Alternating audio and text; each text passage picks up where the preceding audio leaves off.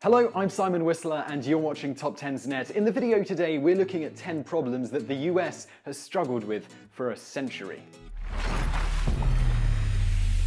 The Progressive Era in the United States, which lasted from about 1890 to 1920, was a period of incredible political change. It's the time when things such as women's suffrage, reproductive rights, and general social and economic justice were fought for and won. Labor reform and increased wages took hold, and the movement eventually won a number of important concessions, from the elimination of child labor to the establishment of the 40-hour workweek. But not every battle ended in conclusive success. Many of the same points raised more than a century ago remain hot-button topics even today. So let's get started with today's video.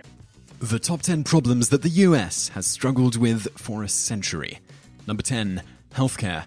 As demonstrated by the Affordable Care Act, more commonly known as Obamacare, healthcare is still a highly contentious issue in the US. However, the country's history with universal healthcare goes all the way back to 1915. Observing that the loss of wages as a result of illness or injury was a major cause of poverty, the American Association for Labor Legislation proposed a system of compulsory health insurance designed to protect workers against lost wages and medical costs in the event that they become temporarily unable to work. Modeled on existing healthcare systems in Germany and England, the AALL plan enjoyed considerable support from workers and the suffrage movement.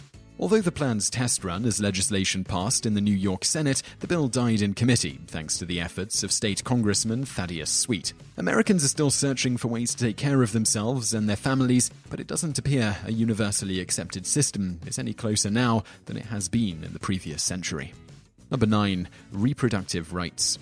The idea that women have the right to control whether or not they have children did not begin with Roe v. Wade, but rather started to gain traction in the Progressive Era. As late as the 1970s, new legislation banning contraceptives, as well as literature advocating their use, still passed into law in some states with the express intent of restricting access to birth control. This changed in the early 20th century when the suffrage movement began to demand access to safe and legal birth control. Although today it's certainly not illegal to walk down to Walgreens and pick up a pack of condoms, the status and security of access to women's reproductive health is a point of constant debate among social conservatives and liberals. Number 8. Immigration reform. Immigration reform enjoyed widespread support during the Progressive Era, but the reforms that passed weren't really the sort we would typically consider progressive today. In fact, immigration reform at the turn of the century was generally of a more aggressive nativist and racist persuasion. Out of fear that new immigrants, largely from Eastern Europe and Asia, would steal American jobs and overwhelm the country, immigration laws passed between 1917 and 1924 severely curtailed access to new arrivals, restricting or even outright banning immigration by certain ethnic groups. While we have since largely accepted Eastern European and Asian people into American society, the contemporary anti-immigrant sentiment directed at people from Latin America is very comparable to attitudes common a century ago. Sadly, despite America being considered a cultural melting pot, many citizens still find themselves in an uproar over the topic. Number 7. Fighting trusts and the robber barons. Trust bursting was really the hallmark of the Progressive Era.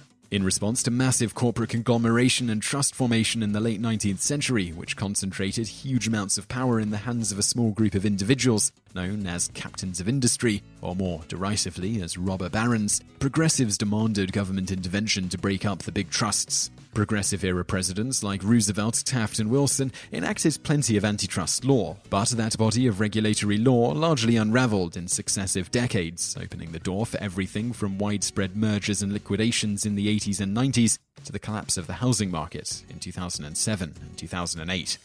Number 6. Alcohol and drug abuse.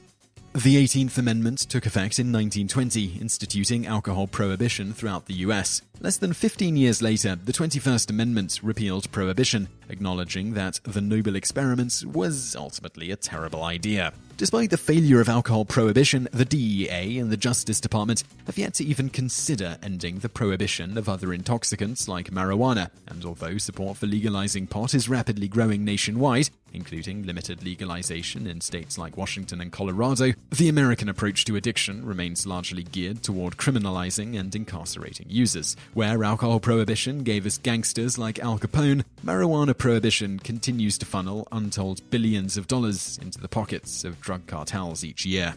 Number 5. Providing a living wage. The US did not institute a federal minimum wage until 1938, and the average pay for a railroad worker at the turn of the century was about 10 cents an hour. One of the major struggles of the progressive era and the labor movement was the fight for a living wage for workers, but what once seemed plausible has again fallen out of reach for many people. According to an MIT study on contemporary living standards in the US, the federal minimum wage is roughly 2/3 of what is necessary to earn a comfortable living. By their calculations, 3 members of a 4-person household would need to work roughly 68 hours a week at minimum wage in order to provide sufficient standard of living. Number 4, the role of the federal government. Many of these contentious issues can ultimately be traced back to a core ideological debate, the role of the federal government in the lives of Americans. The constitutional role of the government was a matter of intense discussion before the US even had a constitution. However, it was during the progressive era that the discussion started to take on its modern shape. With the Civil War several decades in the past, American national identity was clearly codified by the turn of the 20th century, and many people felt that the national government should take a more hands-on approach in the administration and regulation of the country, as was practiced in other modern nation-states. At the time, many other individuals held the exact opposite sentiment, that the government had already grossly overstepped its boundaries. The debate over how much power the federal government should hold and what they should or should not provide for seeps into nearly every discussion in modern politics, from healthcare and drug policy to the environment and civil liberties. Number 3, protecting the environment.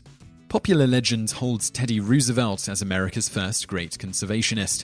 Well known as an outdoorsman, he greatly expanded the national park system, campaigned for the protection of at-risk animals, and even serves as the namesake of the ever-popular teddy bear.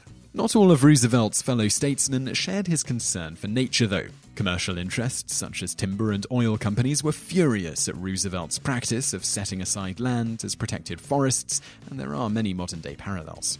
Timber and oil companies want to access the old-growth forests in the Pacific Northwest and the Florida coast, respectively. Politicians debate renewable energy subsidies versus extending existing subsidies to oil companies, and opponents of hydraulic fracturing, or fracking, fight to keep gas companies out of their towns. Above all, though, the Keystone XL pipeline stands as the most high-profile environmental issue of the last decade. Progressive conservationists warn that the pipeline will be an environmental disaster with little real payoff, while pro-business conservatives write off the dangers as negligible. Number 2, gender equality.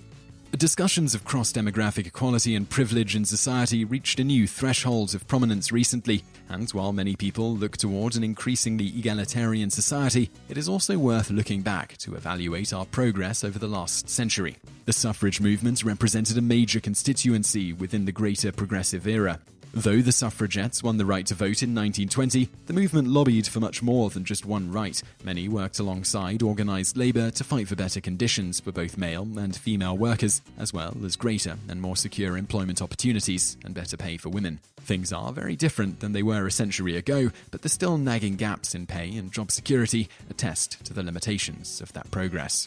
Number 1, public education. While many states already had compulsory public education systems by the beginning of the 20th century, the progressive movement aimed to bring about a new level of standardization to public education in the US. Guided by Frederick Taylor's idea of scientific management, commonly known as Taylorism, progressives advocated new schooling models to eliminate waste and make schools more efficient and centrally managed. The current debate over Common Core education in schools strongly echoes the goals of this movement. Proponents of the new national education standards argue that it will set clearly defined and measurable standards for what students in the US should know, while opponents argue that Common Core is wasteful, allows less flexibility in dealing with individual students' needs, and is merely an exercise in big government, further overstepping its boundaries. So I really hope you enjoyed that video, and I'd love to know what you think of it, so please leave a comment below. I'm also going to link over to another video that you might enjoy, so just click on that thumbnail on the screen now, and don't forget to subscribe to our channel because we put out a new video 7 days a week, and you can also visit us online. Just go to TopTenz.net. Thanks for watching.